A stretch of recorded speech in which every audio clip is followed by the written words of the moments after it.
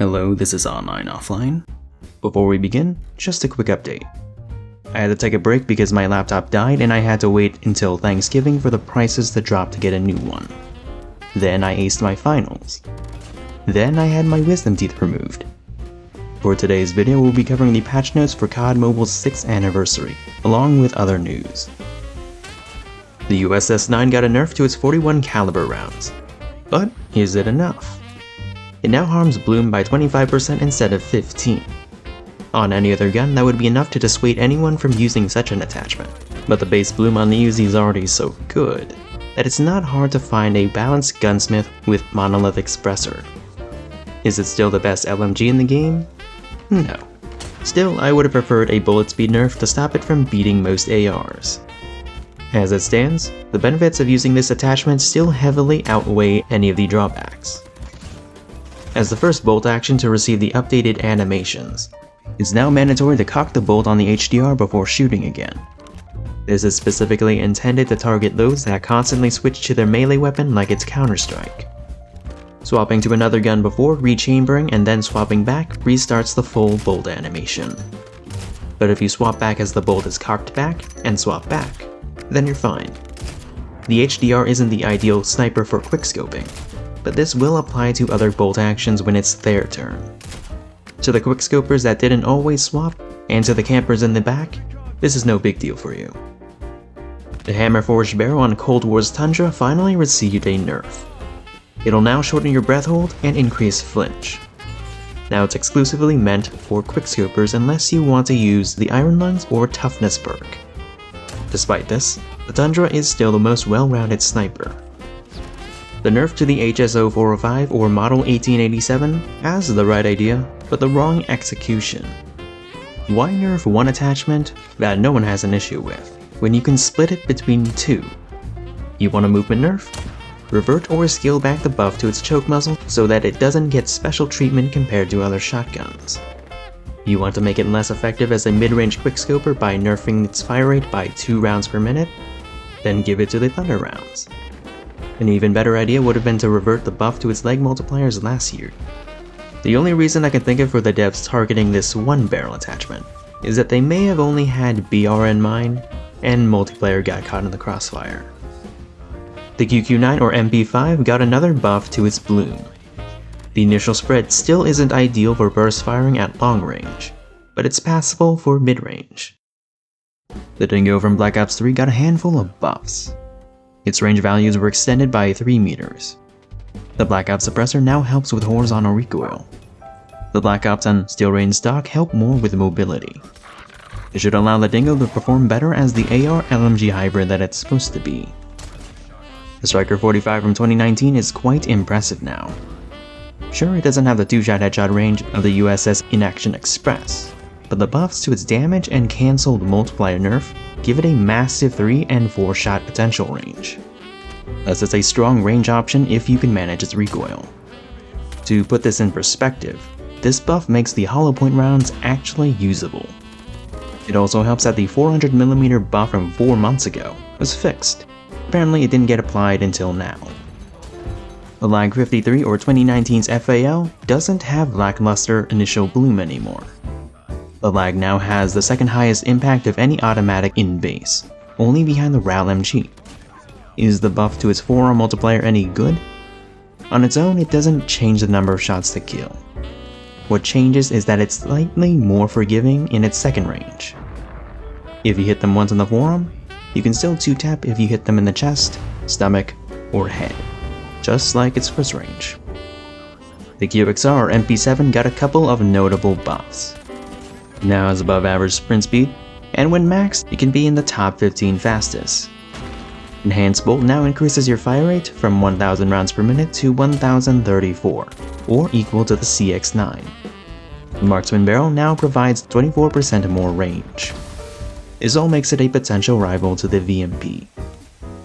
Vanguard's Einhorn revolving shotgun was infamous for its obnoxious reload time. Devs have decided to buff the reload speed of each shell such that it's tolerable. However, this was not without sacrifice. The bugged fast mag served as an unintended speed loader. The devs have decided not to fix it, but chose to remove the bonus 40% faster reload instead. Vargo from Vanguard is not bad. The new bullet speed is competent with one boosting attachment. This includes the newly buffed custom barrel. The 8mm Mauser rounds now increase damage to the forearms by 10%. This helps with its 3-shot potential in close range and 4-shot potential at mid-range. If you can meet the demands of landing only those shots with a 30-round mag, it could be a high-risk, high-reward weapon for slower-paced modes. Every time I think I'm finished with my script for the RAL MG, it gets buffed. The 80th time and movement speeds are still the slowest in the game, but not nearly as far behind anymore. At this point, the only thing that hasn't been checked on my original wishlist is a semi-auto mode or its Jack Protean kit from 2023. This section is going to be short. The Bull Charge and Tac Deploy are now cheaper to earn. Havoc will charge more from kills and is now supposed to disrupt enemy players from using their operator skills. I've yet to test that out. The Stim Shot doesn't slow you down as much, and it doesn't break your sprint. Thus you can slide while using it without needing Gung Ho. So, what are my thoughts on these balance changes?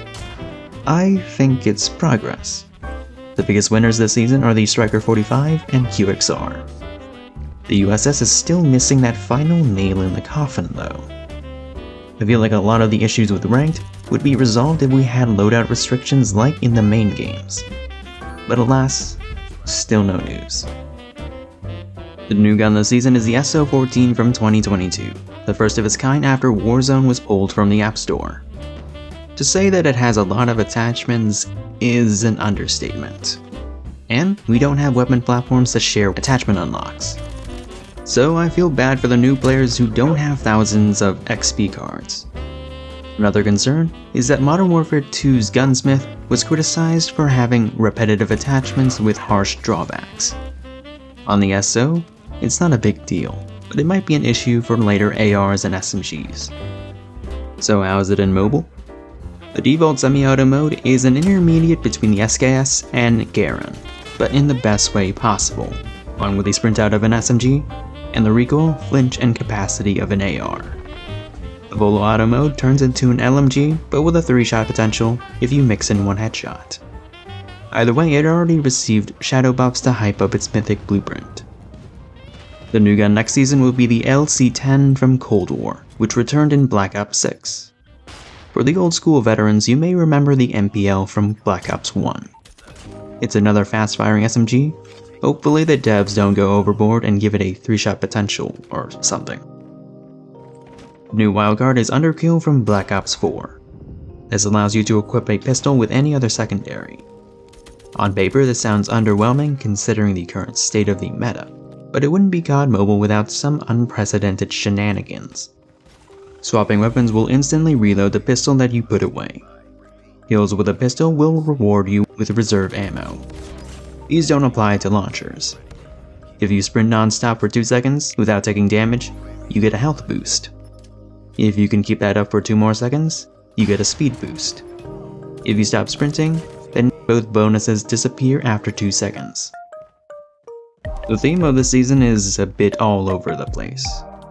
It's supposed to be Christmas themed, but it's also an anniversary. But it's also a collab with Street Fighter VI, featuring Chun-Li, Ryu, Cammy, Akuma, and Luke. If only they brought on actual voice actors. They have their executions, which would be nice if Martyrdom was never buffed. The new minigame isn't something I would play often. It just comes down to who's better at third-partying and spamming Shoryuken. There are a couple of Armory series if you want to try your luck.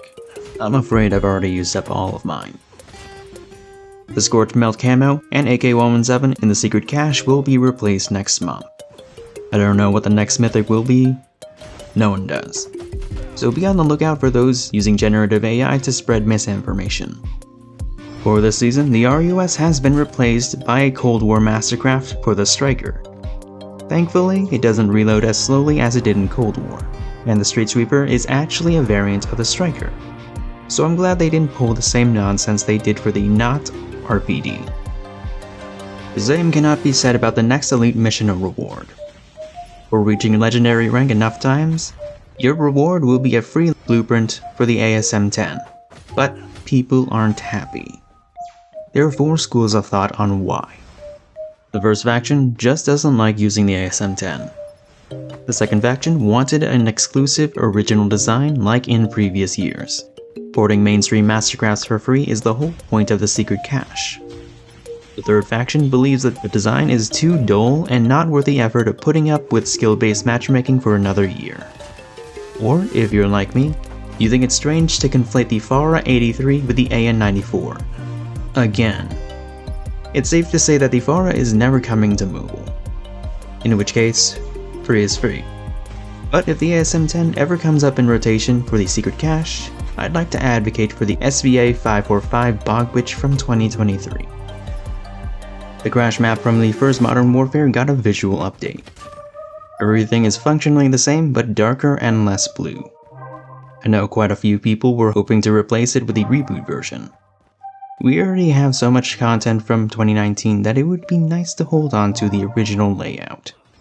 Plus, for the sake of the mobile community, I don't think it's a good idea to add more lines of sight to a map that's already criticized for its many lines of sight. A nice new feature this season is the ability to place bots in single-player map training. Now I'll be able to test the range values on the trip mine and drill charge more accurately without needing multiple accounts, which I didn't have. The following is a list of things from 2022.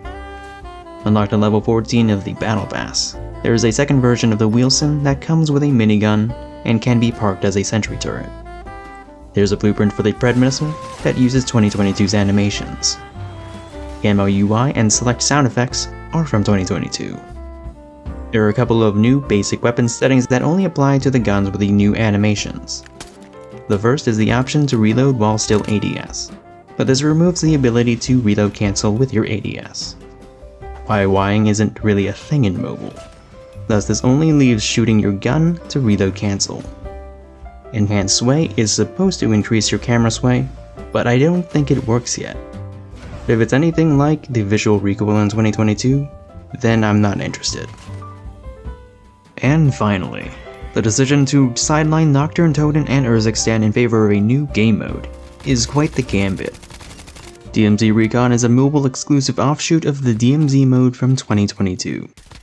It's not a BR, it's an extraction shooter like Tarkov, Arena Breakout, Delta Force's Operation Mode, or Arc Raiders. If you're not familiar with the concept, the gist is that you choose a loadout, grab loot, and leave without dying to bots or other players. Otherwise, you lose everything that you found and took with you into that game. The 2 available maps are Serpent Island and Building 21. The former is a mix of Ashika Island and Al Mazrah. DMZ has its own separate ranked mode, progression, loadouts, completionist camos, and options for party size and difficulty. However, there's no proper way to solo against other solo players in hard mode. There was some debate before launch, much to everyone's surprise and barring some bugs. It's first person only. If the devs were willing to listen to feedback that soon, if at all, they must mean business. Only time will tell if they can keep that up. What are my thoughts on DMZ? I think it's alright when it works, just not my cup of tea, so I'm unlikely to include it into my videos. I don't really cover BR either, but at least they have advanced stats over there. The other thing with DMZ is that the rarity levels on weapons and armor add more variables that complicate time to kill. If I do continue to play DMZ after this season, I think I'll stick to casuals as I prefer solo lobbies. That, and I'm not interested enough in the Cyborg Ninja skin to get jumped by squads. Also, it'd be nice to see my ping like in other game modes. But hey, that's just my opinion. This season has been a bit buggy, especially when it comes to re-downloading cosmetics. I'm a minimalist and don't have much to re-download, but I know it means more to other people. Anyway, I'll go work on my Garen video. Just a heads up, it's a long one because it's an iconic weapon. It's a recurring weapon, and it uses the Vanguard Gunsmith. I hope you all had a happy holidays and New Year. I shouldn't be too busy next semester. My name is On, and I'm off.